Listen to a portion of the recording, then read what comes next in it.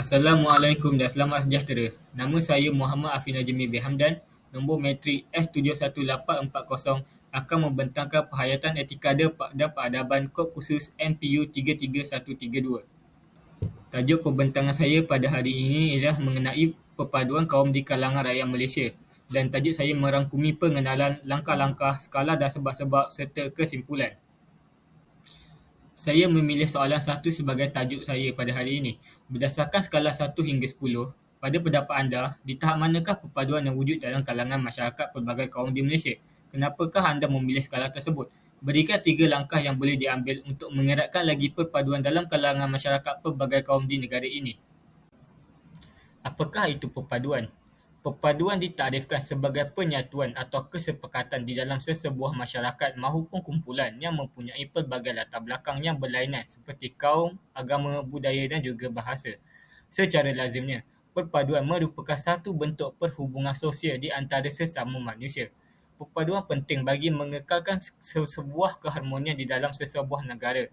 Malaysia merupakan salah satu contoh negara yang terkenal dengan mempunyai pelbagai kaum dan etnik yang hidup secara harmoni. Seterusnya ialah skala perpaduan di Malaysia. Pada pendapat saya, skala perpaduan di Malaysia berada di tahap 8 daripada 10.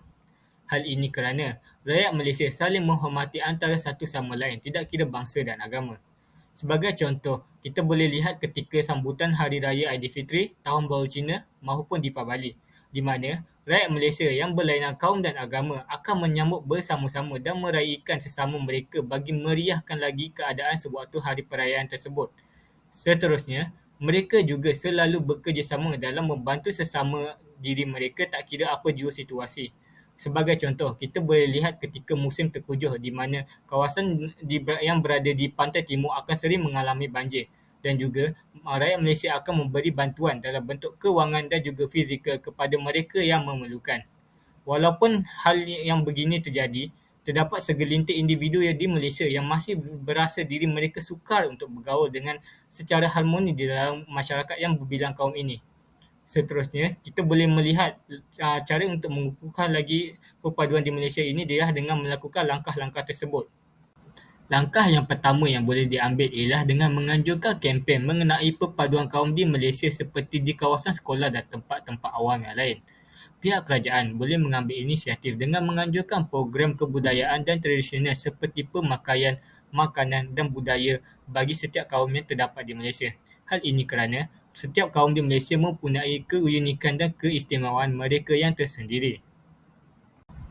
Langkah yang kedua ialah dengan memastikan dasar ekonomi dan undang-undang di Malaysia ada dasar sama bagi semua rakyat. Hal ini kerana undang-undang merupakan salah satu aspek yang amat penting bagi memelihara kesejahteraan dan keharmonian sesebuah negara.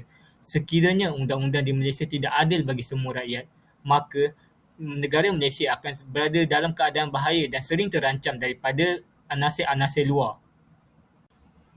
Langkah terakhir yang boleh diambil ialah dengan mengukuhkan lagi penggunaan bahasa Melayu di kalangan rakyat Malaysia yang berbilang kaum.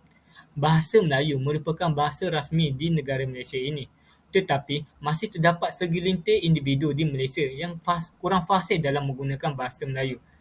Pihak kerajaan boleh mengambil langkah dengan mengadakan program seperti Bulan Bahasa di sekolah bagi mengeratkan lagi dan mengukuhkan lagi penggunaan bahasa Melayu pada pelajar-pelajar yang berada di kaki sekolah ini. Kesimpulan yang boleh diambil daripada soalan ini ialah perpaduan merupakan salah satu faktor yang amat penting bagi mencapai keamanan dan keharmonian bagi sesebuah negara. Jika tiada perpaduan di kalangan rakyat, maka amat sukarlah bagi sesebuah negara itu untuk mencapai kemajuan dari pelbagai aspek seperti ekonomi, kesejahteraan hidup, undang-undang dan lain-lain. Sebagai rakyat Malaysia yang terdiri daripada pelbagai kaum dan agama, kita haruslah memupuk sifat perpaduan di dalam jati diri kita agar kita semua mencapai satu matlamat negara. Sekian, terima kasih daripada saya.